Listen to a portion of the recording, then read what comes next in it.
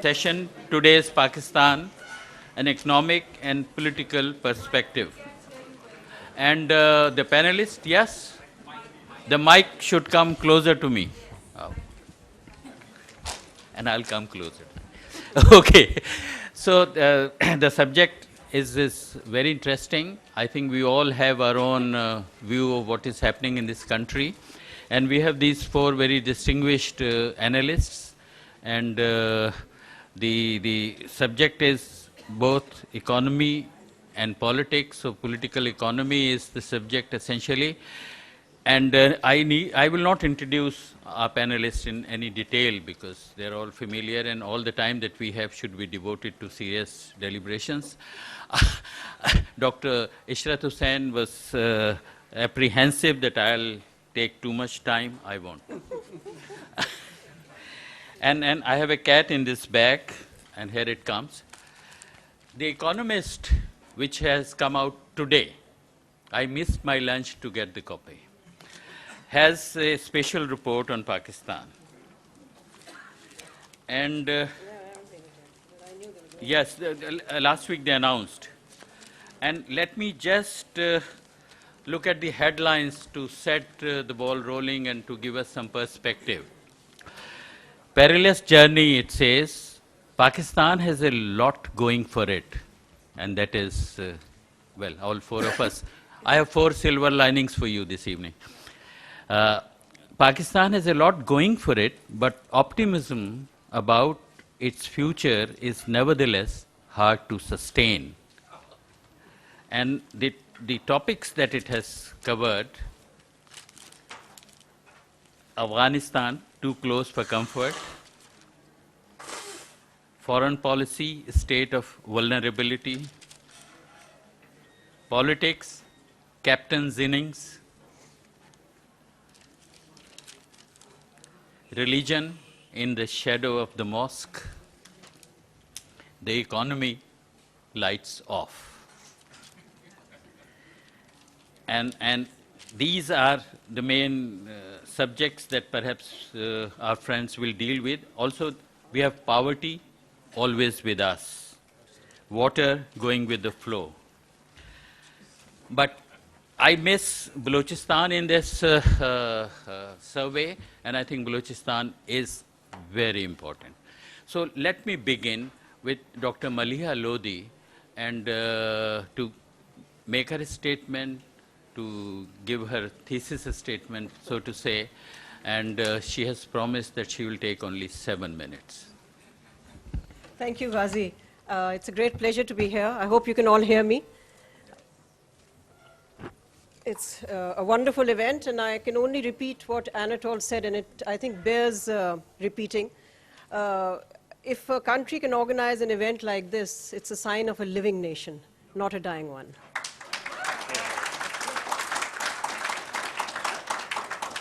But having said that, we all know that our country, Pakistan, is going through a difficult, complex transition. And I want to talk very quickly about how we can look at Pakistan in 2 different ways. Either we can look at Pakistan as a half-empty glass, or we can look at Pakistan as a glass half full. The transition that is underway, I think I don't need to describe it in any great detail, but there are factors at work that can make for future endurance and future strength.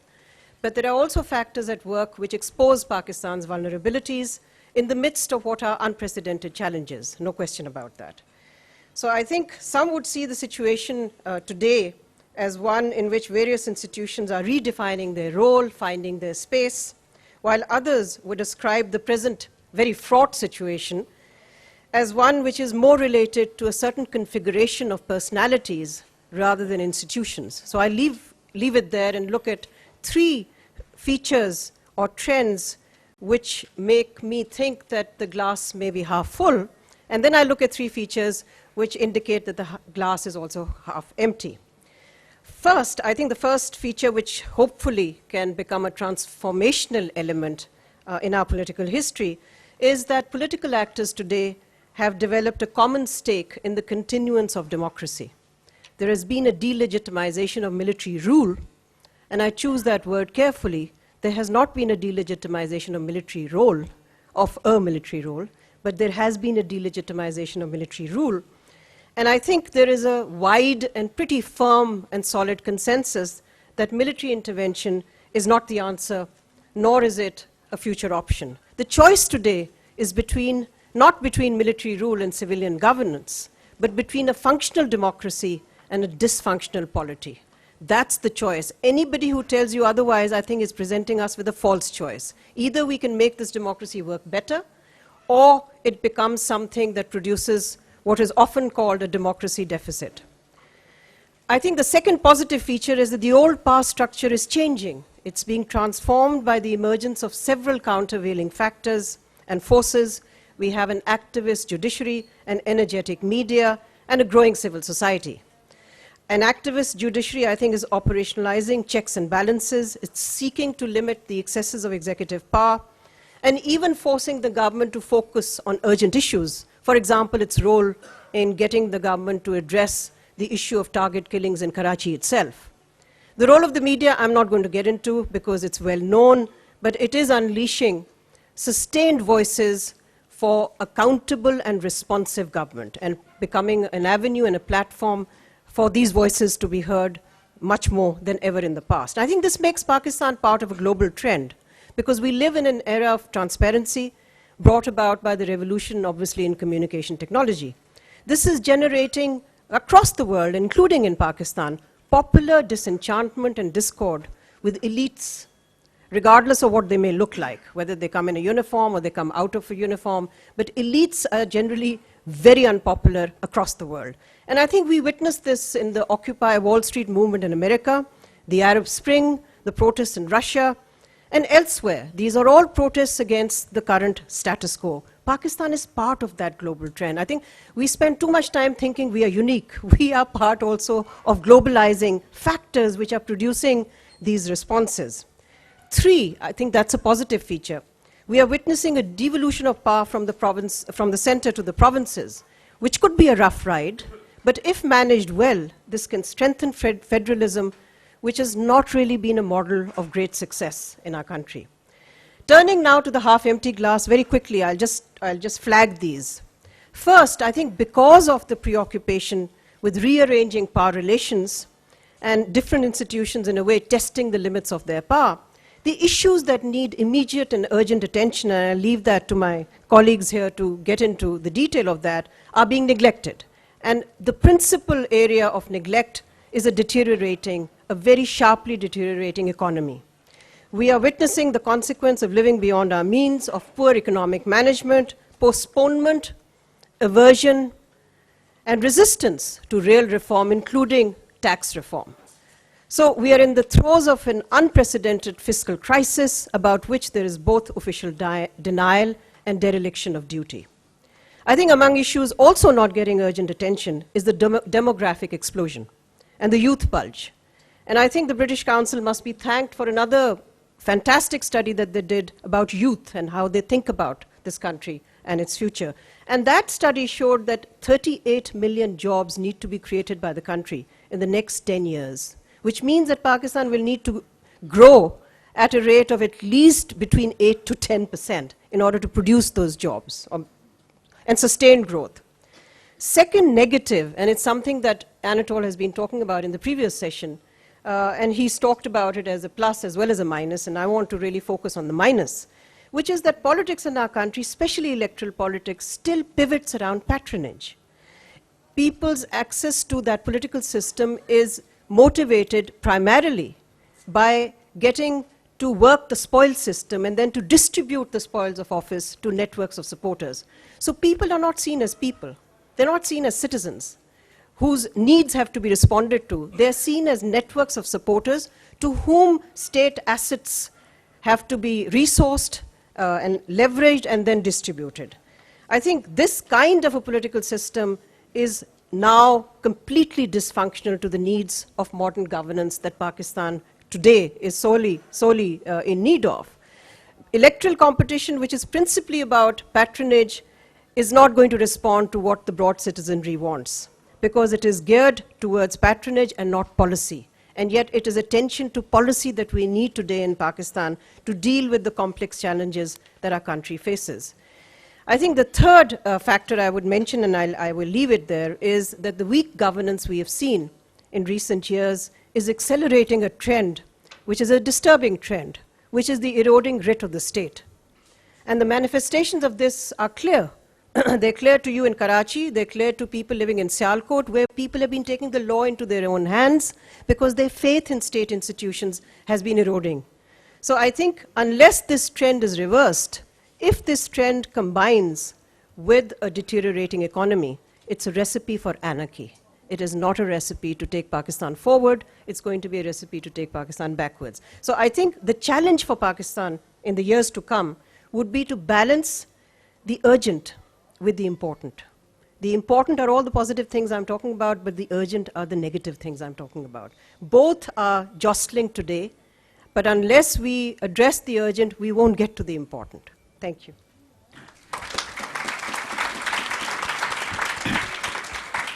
Thank you, Maliha, and you have balanced the positive and the negative aspects of the situation. The glass is half full. I don't know if we know what it is half full with. If it is clean water or something else more. So let me now move to my left. We have two economists here, and Dr. Ishrat Hussain, we all know, has been the former governor of State Bank and is now associated with IBA. I would request him to do the same. Sum up his views in 5 to 7 minutes. Thank you very much, Qazi. I'm very happy to be here, and I must congratulate the organizers for including. Okay, can you hear me now? Okay. I want to commend the organizers for having this session on the political economic perspective, because this is, I just want to make a few points, more or less in continuation of what Maliha has said. There is an intertwining between politics and economics. Some of us who used to think that technocratic solutions carried out by apolitical governments would make the difference and will solve our problems, find that we were sadly mistaken. And we should confess that technocratic solutions and the quest for technocratic governments is something which we should completely abandon. Because the legitimacy of a government is the springboard for the economic policies. However sound economic policies may be, unless they are anchored in the legitimacy of the elected democratic government, they are not going to be sustainable. So we have blurbs in the 4 periods where economic growth really took off for a variety of reasons. But subsequent to those periods, we have a sharp decline. And this leads to the question of the sustainability of those economic reforms and economic policies. That is something which you should always consider while being too impatient with the democratically elected governments. That's a messy system. It is not neat, it is not elegant, but this is the best system for sustained economic growth.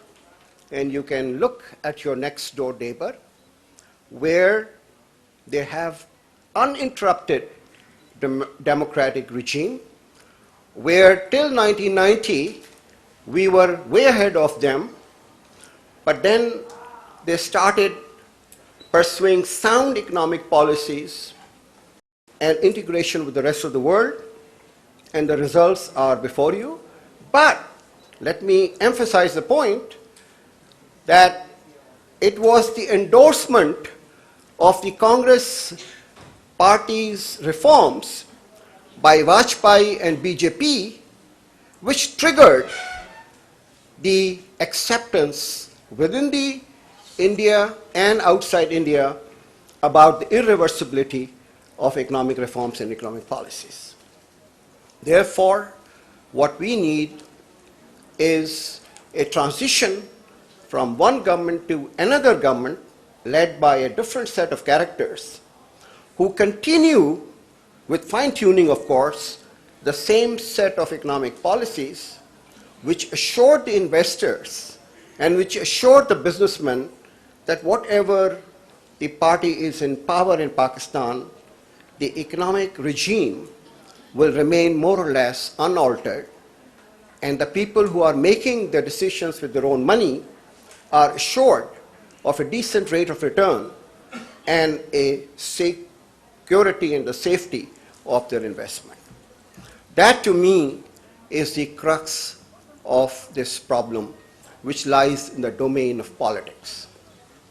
My second submission is that we are in a state of multiple transitions.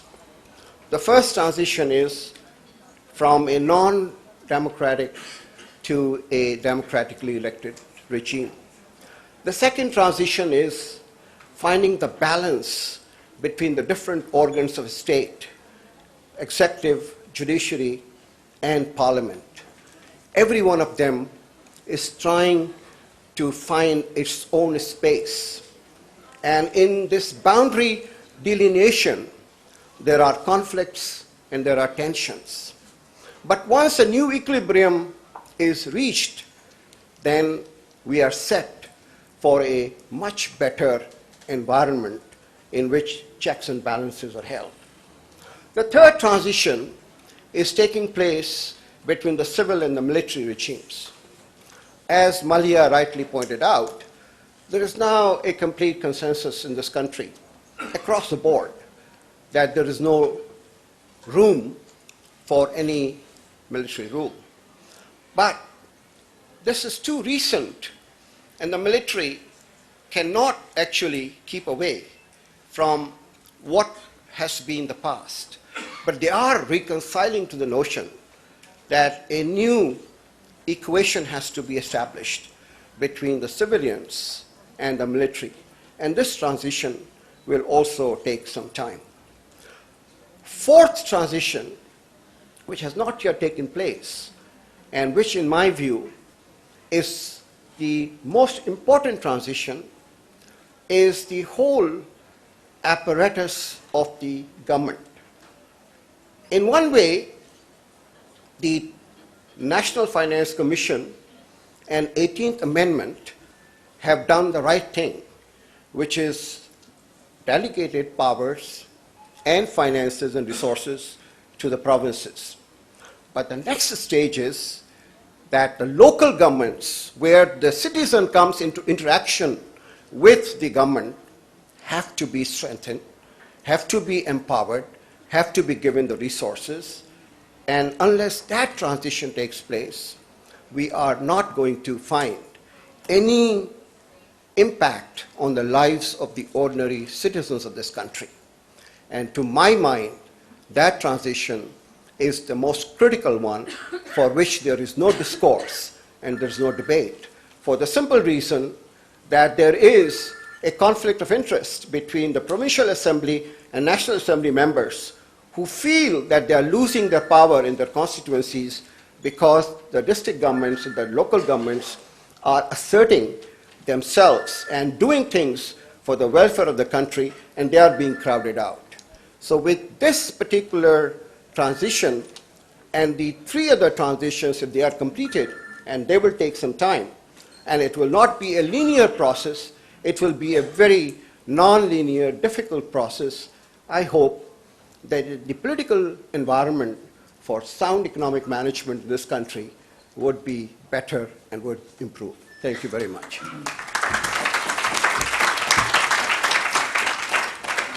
Thank you, Ishrat.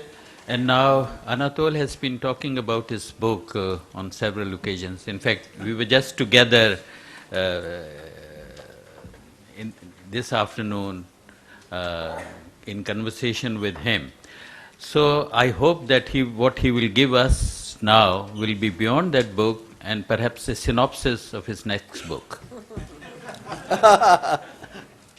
Oh dear. No, it won't be a synopsis of the next book.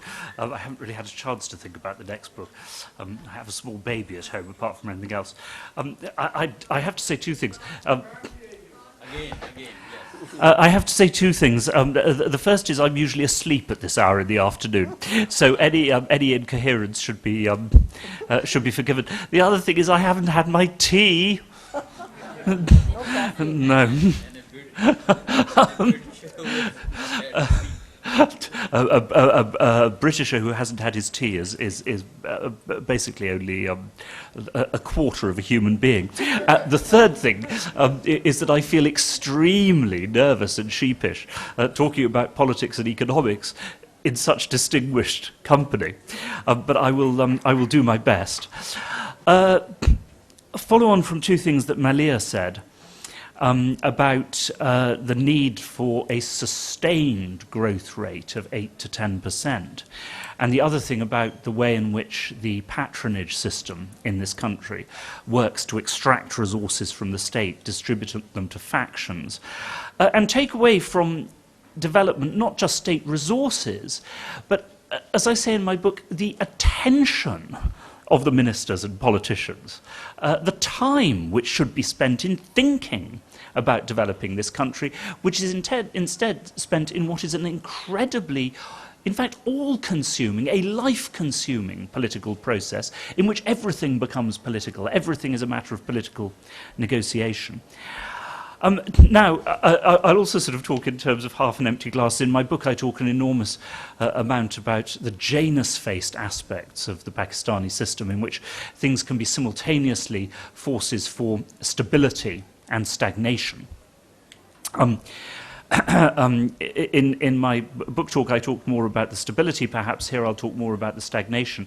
And I was struck this week, someone described to me a conversation with your great poet, Faiz Ahmed Faiz, in the 1950s, in which he was asked if things in Pakistan were going to get worse. And he said, no, he was even more depressed than that. Things were going to stay the same. It has sometimes, in my bleaker moments, occurred to me that there may almost be something that one could call a Pakistani rate of growth. Some of you remember the old phrase, the Hindu rate of growth, which was basically, without going into too much detail, how for many decades the license Raj system in India and everything associated with it traded stability for very low growth through a whole set of mechanisms. That, of course, then eventually changed, and changed with, for the moment, remarkable results. Although one cannot be sure, nobody can say that, whether in the long run the present trading of radical economic growth for perhaps increased instability will turn out well. I think it probably will. I certainly hope that it will. The tea has come, so I'm going to get more and more optimistic. Yes. Now, what do I mean by a Pakistani rate of growth? Well, it is a system in which patronage is, and resources are extracted and recycled, power, decisions of every kind, judicial, economic, political, administrative, are endlessly negotiated by different centres of power within the state, in ways which, yes, do maintain the resilience of the system. It does mean that nobody is excluded completely, that everybody has a say, that compromises have to be reached. But all too often, it does delay things, sometimes indefinitely. In some cases, it means that they cannot be built at all. Now, there's a very striking example of this which runs basically through the whole history of Pakistan. And I'm not going to take sides on this issue, particularly in the province of Sindh.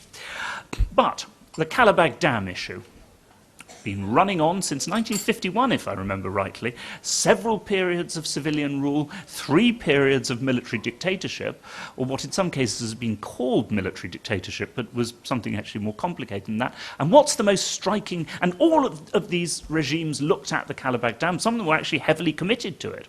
In addition, to sort of make a Cindy point, some of these regimes were at least perceived down here as being very Punjabi centred, and therefore favouring the Kalabagh Dam, favouring Punjab. And yet, what is the most striking thing about the Kalabagh Dam?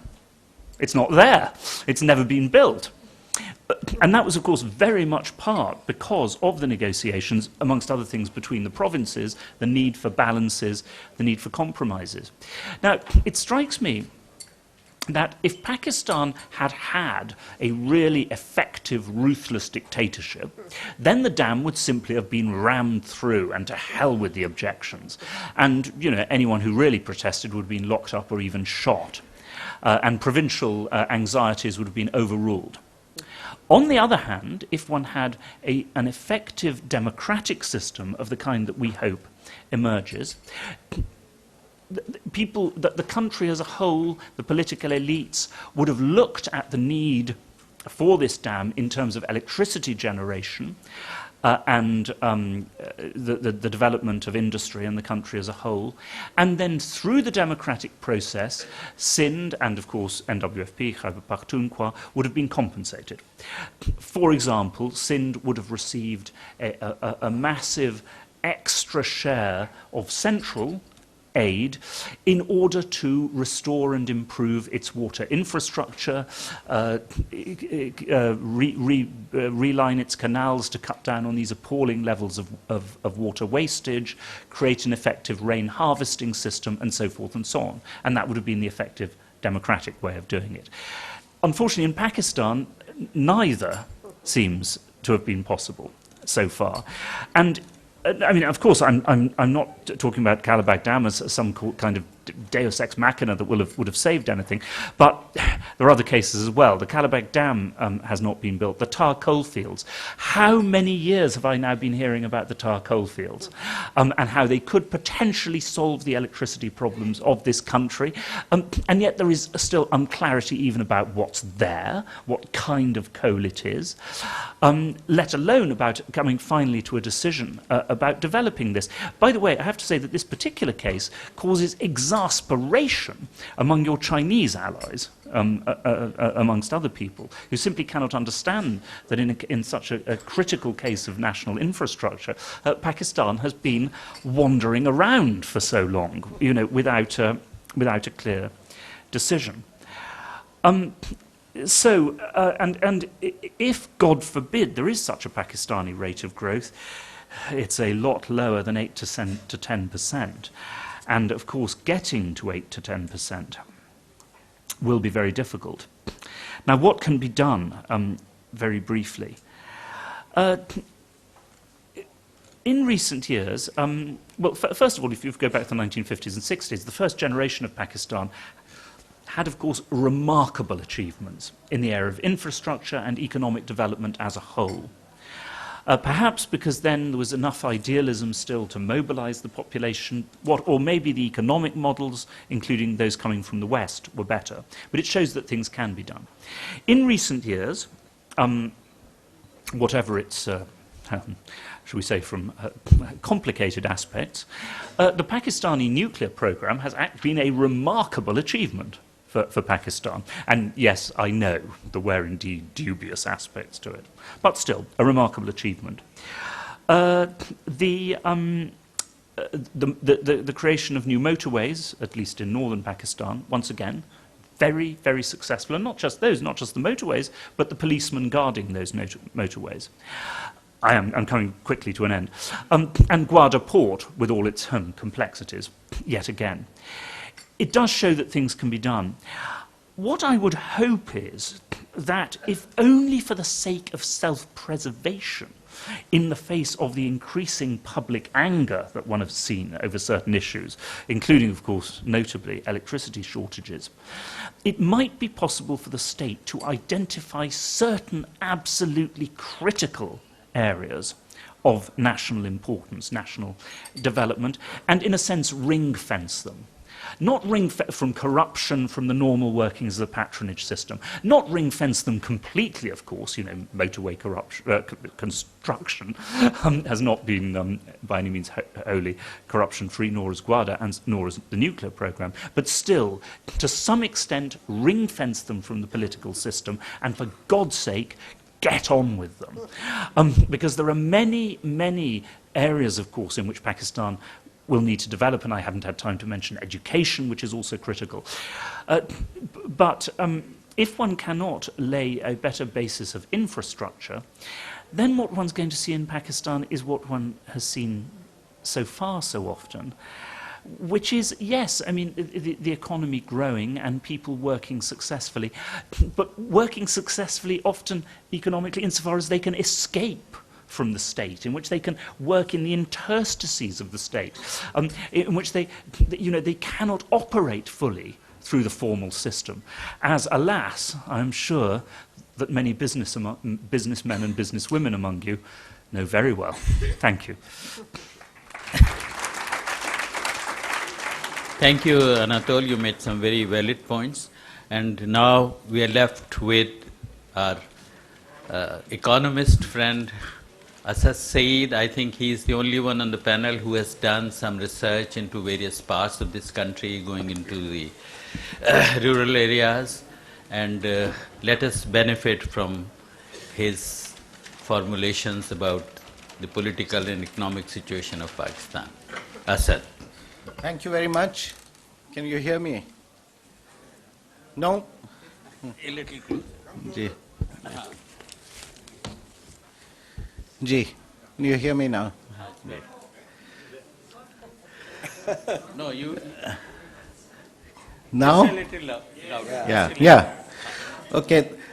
First of all, thank you very much, and it really is, and this is not being said otherwise, but it's a very nice gathering and a wonderful event, and the organizers deserve all the credit.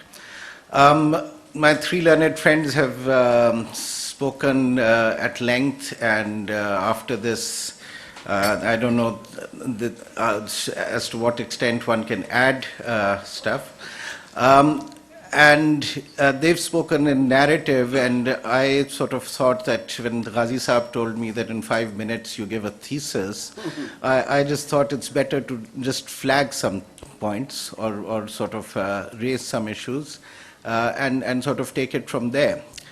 I want to raise a couple of issues vis-a-vis the economy, and then move on, and then a couple of observations on politics.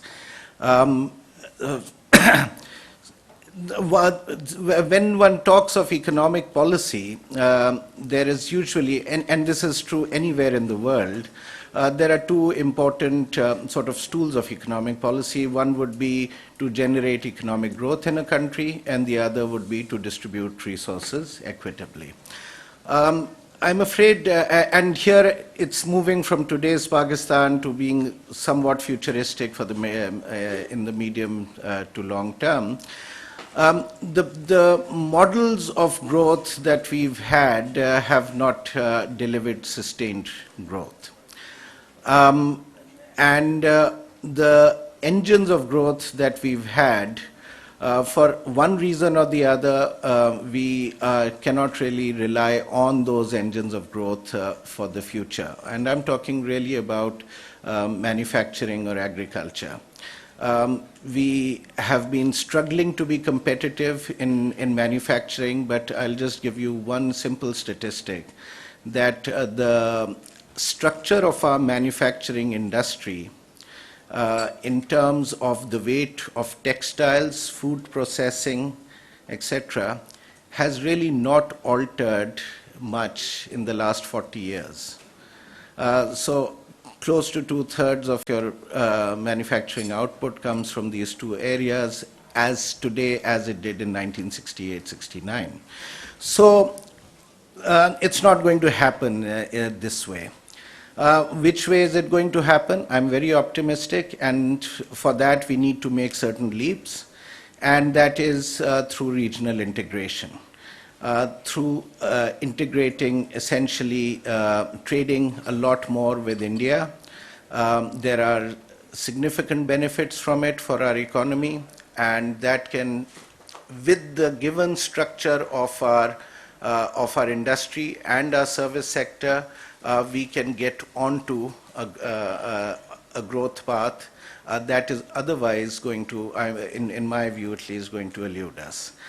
The second point is that, and this has been discussed over and over again, that we don't pay our taxes. And that is something that will have to change. There's a lot of talk that has gone on in Pakistan about the agricultural income tax. It is very important that the agricultural income tax should be paid for equity reasons. Not necessarily will it have a significant impact on revenue. But the fact of the matter is that those who do pay taxes do evade taxes a lot also. There was a report in 2006 done by the World Bank, and it showed that the firms registered with the SECP, I think close to 30% of them, only 30% of the registered firms of SECP paid taxes.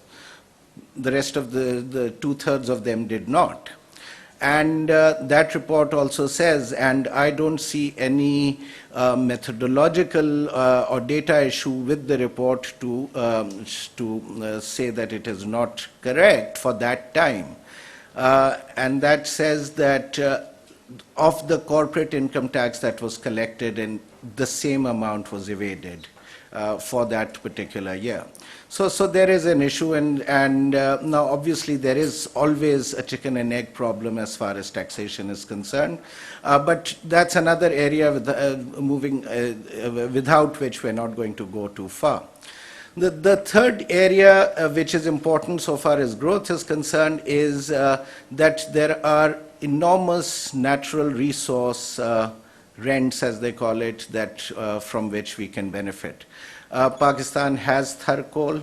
I don't think that there is an issue whether it's there or not. It's a matter of how we harness it. The second issue, then we also have to remember that India, in the near to medium future, is going to remain an energy deficit country, and it will require a lot of a number of energy. Pakistan is going to play the role of an energy corridor for India, and that is something that we need to harness, and that's where the politics of a number of these things come in. I just want to briefly touch on equity issues. I think that, and this has been talked about earlier also, that in terms of horizontal equity, and a lot has been done. The 7th NFC award is really a milestone. Just again, one small statistic, close to about 600 billion rupees were being transferred to the provinces 2 years ago. And now it's about 1.1 trillion rupees that are being transferred to the provinces from the federal government. So it is significant. And obviously, it's going to take a long time for these fiscal transfers to translate into welfare schemes, as pointed out earlier. But this horizontal equity issue is an important one. And Ghazi Saab mentioned something that in this issue of The Economist, Balochistan is not mentioned. And that takes one into the political realm also, and we have the 18th Amendment, which has also addressed on the political side the issue of horizontal equity. I'm afraid it is too little too late, perhaps, so far as Balochistan is concerned. Nothing has been done. That is a failure. That is not only a failure of the political government, but it is really a collective failure for all of us. And I wonder if we That's something that we might rule, just the way some of, well, I wasn't even born, well, I was born, but I was too little in 71, but the way we rule what happened in East Pakistan. So far as what I see as political bottlenecks, there are really two. We have heard about the role of the military. Yes, there are some positive developments. We're not hopefully going to go back to that. But a lot of the problems that we see today, we have to acknowledge it, are endogenous to a particular approach to issues, geopolitical issues and others of covert warfare that the army employed. So far as violence it's Islamist violence, sectarian strife, fissures within the state are concerned, that is been the case, and that is this is something that a number of people have analyzed, and I say this with a certain level of conceptual clarity. The other point I want to leave all of you with is, and this is a provocative one, and I hope there will be a discussion, that corruption has become a bit of a red herring in this society. We talk a lot about it, but really we have never tried to do anything seriously about it, ever. And the reason is that a lot of corruption in Pakistan is institutionalized.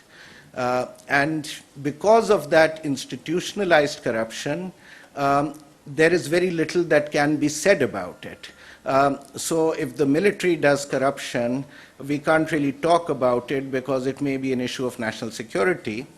And if the business elite or the commercial elites do corruption, we can't really go too far because it's going to affect accumulation and investment. And we saw this happening in the last 10 years very vividly.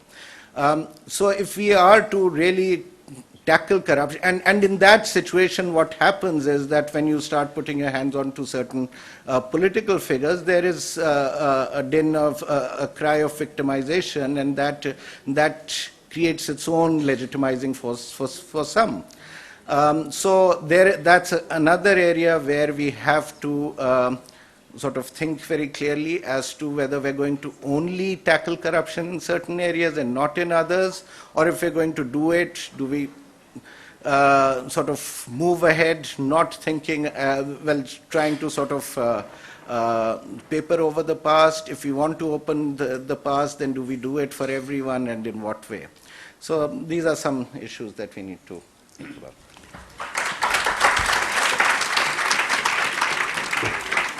Thank you, Asad. I am afraid your corruption provocation has come rather late, because we don't have much time left to have a discussion on all the issues that have been raised. The format I had initially in mind was that we will quickly run through the statements and then allow the panelists to question each other, to point out certain, if there is, yes, and then go to the floor. I know the time, we don't have the time now. And the time is only to go to the floor for a few questions, and I see some very accomplished economists and some very known analysts here, and I hope that they will add to the very gratifying and profound observations that have been made from the dais. Where is the mic? Who has the mic? It's quite small, people can just Yes. shout back. Anyone? I see a hand raised there. Do you have the mic here? Chale.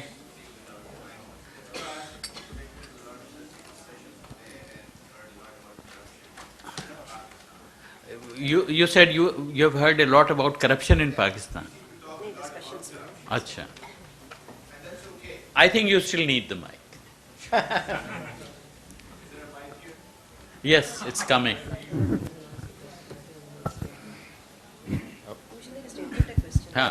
Okay. Yeah, And if you, asking your question to any particular, please, panelist, you may identify. Just generally, because everybody talks about corruption. Yes, but you can make respond. a choice. We do have a serious problem with corruption, but don't you think one approach would be that instead of beating corruption to death, why don't we first focus on turning the wheel of economy, and then perhaps we can attack the root of corruption, because isn't corruption sort of growing out of poverty? I don't know if you got the point that Asad was making. Any other? The mic.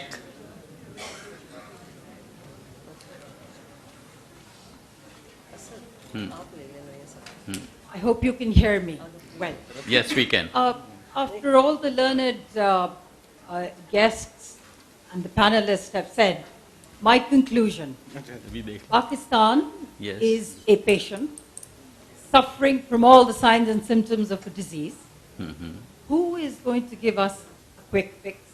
Or are we just going to wait for the Almighty? And you won't need to go to Lahore to get those tablets. I am a doctor myself, so I would never do something like that. I'm looking for a quick fix. So who is going to give us that quick fix? I don't know if anyone here has a quick Any fix. of my panelists can answer that question. Malia might respond to this. No. I think my other colleagues will agree there is no quick fix. So are we And- just going to and- wait for but- the Almighty to look after the But patient? that doesn't mean that we don't focus on what is urgent, because what is urgent is the state of the economy. It's an ICU. And I think it's not just diseased. We need to do the sorts of things and build a public consensus to allow the political class to then, or to pressure the political class. So the answer to your question, who will do it, is you, me, the citizens of Pakistan. Because I think too long Thank we've you. abdicated. We've abdicated to others. I think, and I want to just put something in front of you, I mean, just an idea. I think there's a gap that's opening up and has opened up between electoral politics in this country and social and economic changes that have been proceeding apace despite governments and despite government policy. And these changes have meant that we have a larger middle class. These changes also mean that you have citizens who may not be middle class, but who feel their voice can be heard now. Correct. So you have multiple stakeholders. Now, the question is, and why I say that there's a gap that's opening up, is because we've seen electoral politics, the outcome has been a falling voter turnout. That doesn't say much for the health of the democratic system. That says that voters feel that the choices offered to them at the ballot box are too narrow. That if another choice was offered to them, perhaps they would get engaged in politics. So what I would say to you is, the only way to move forward, in my opinion, this is very much my opinion, is if we can close this gap by engaging those in Pakistani politics who've shunned politics, who felt it's too unseemly and too dirty for us to be soiling our hands. If we do that, we abdicate. And frankly, then as citizens, we have no right to continue to carp from the sidelines, because if we don't participate and engage, nobody's going to do it for us. And nor can outsiders come and do this. This has to be done by the people of Pakistan. Yes. Could I just say a word about corruption in response Oh, to sure. So you inject the patient with politics. And Anatol would say something about corruption. Just very briefly, in response to the first speaker, there's no point in trying to beat corruption to death. Corruption will beat you.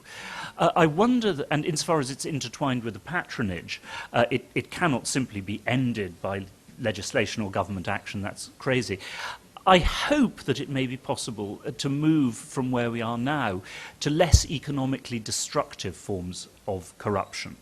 Because what, of course, both Pakistani businessmen, Western businessmen complain about all the time, or I've heard from several different people, is that, I mean, to put it crudely, if there were one fixed rate and one payment, we could factor that into our accounts and transaction costs and go ahead. The problem is that it's anarchical and it's greedy. There are too many different, once again, this is the multiplicity of power centers in Pakistan. There are too many different people competing with each other for how much they can get. And that makes economic planning very, very difficult. A- We have the Any mic. question We have from? the mic. Nadeem graciously gave me the mic to make one sentence comment Yes. before he asks his question. And that is, I think, frankly, until Pakistan passes very strict anti-corruption laws in both politics and in economics, something along the lines of Hong Kong, Malaysia, people said that couldn't happen. But until that happens, there's not going to be investment in Pakistan. There's not going to be economic growth in Pakistan, not only by foreigners, but even by Pakistanis. Pakistan first needs to pass those laws. Now for Nadeem's question. Thank you. Yes. So, I have two questions specifically on Balochistan. First one is from Dr. Shah, that how is the instability in Balochistan affecting Pakistan economy? And second one is from Dr. Malia, being a journalist, what do you think why Pakistani media isn't giving justified coverage to the Balochistan issue? Thank you.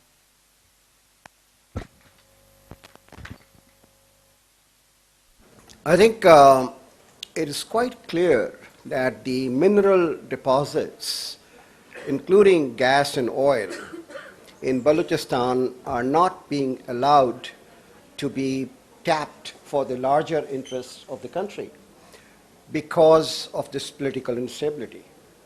But under the 18th Amendment, the mineral rights have been devolved to the provinces.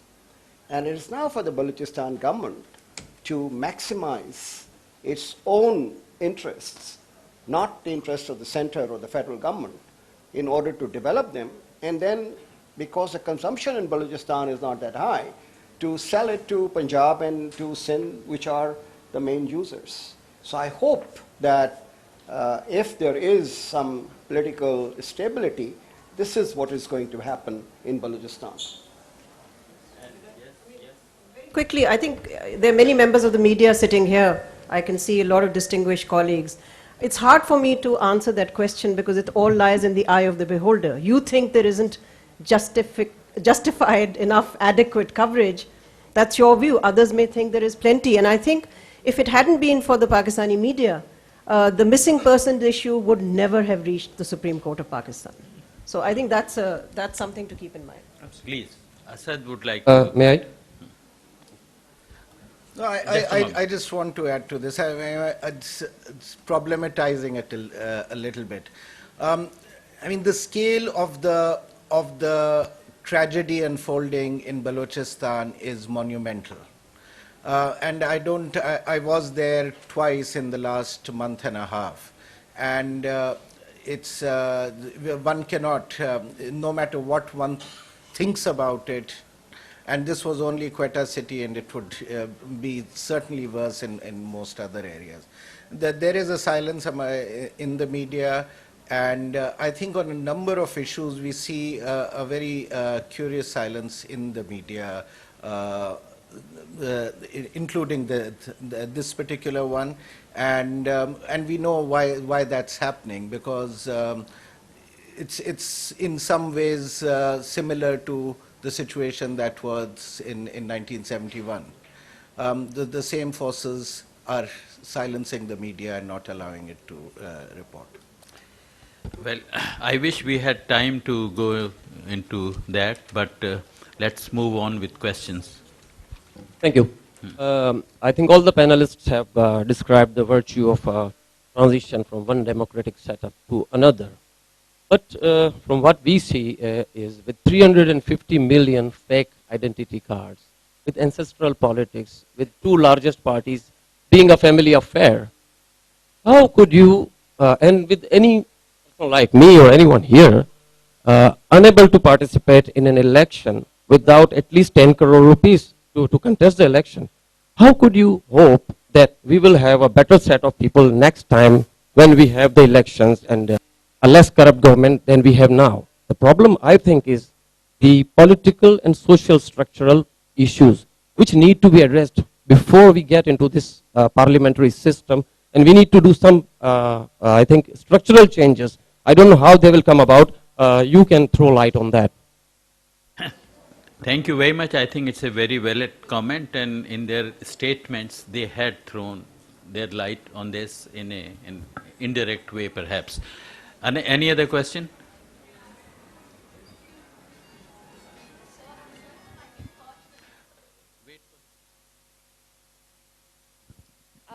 I'm sorry for my impertinence. I was a bit impatient after that lady's question.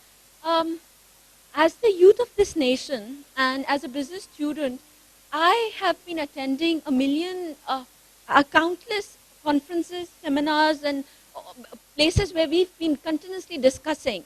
And what confounds me most, as the youth of this nation, considering my future, or my next generation's future, if I choose to stay here, what is our biggest structural bottleneck? We all blame corruption. As Professor Levens has rightly mentioned, corruption is perhaps just a factor cost.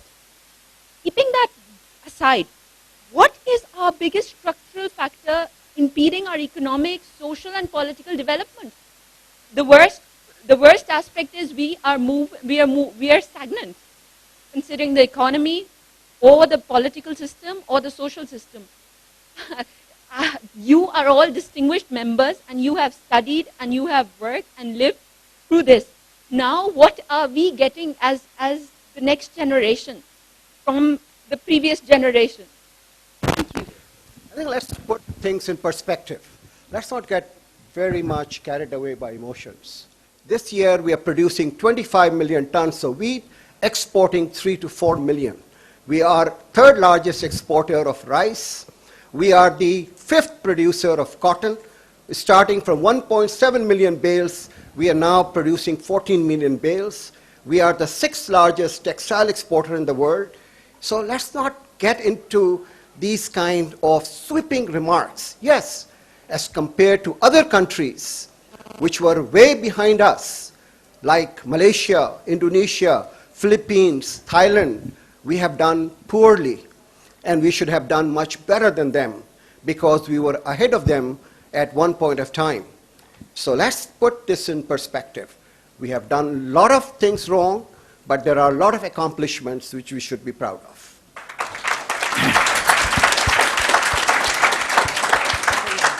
Thank you, Ishrat, for cheering us up a bit, and the glass remains half full.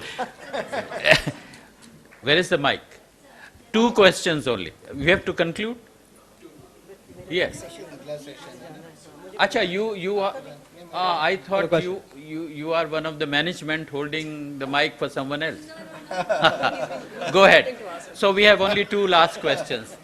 This young man and a friend here. So my question goes back to what Mr. Asad was saying about the institutionalization of politics. There's an up-and-coming politician here who claims he can eradicate corruption in 90 days. So fair enough, if you have elections, you can hold those individuals accountable, maybe you can put them on trial, you can sweep in a new government. But that doesn't really address the root of the problem. And I think when you talked about the army and you talk about the bureaucracy, that's more of, how should I say, a plague that is very difficult to solve. So people can come up and say that the solution lies in education, it lies in many other avenues. But how do we go about rectifying it? Because educating, or re-educating rather, a country of, say, almost 190 million people seems a lot more difficult than... Do you need to respond to this? He was talking about institutionalization of corruption, not of politics. And now the final question. That what are the obstacles in the way? What is holding us back? You give us statistics. Your statistics may be right. Look at the state of the country where we are at. Those statistics don't mean anything. They are facing existential threats to our survival. People have asked about Balochistan. And the only ray of hope I take from this meeting is what Malia Lodi said, that it's time for all of us to interact, because as people who've been privileged in this society, we owe it to our country. If we are not there in the political lead, we can give a program, we can become a pressure group and influence the political parties, and yes, we need to get carried away. This is what is lacking in this society. Thank you. Thank you. On this hopeful note that we must all interact and join the battle. I must thank all the four participants, the panelists, and it has been a very educative, very good discussion. Thank you all. Thank you.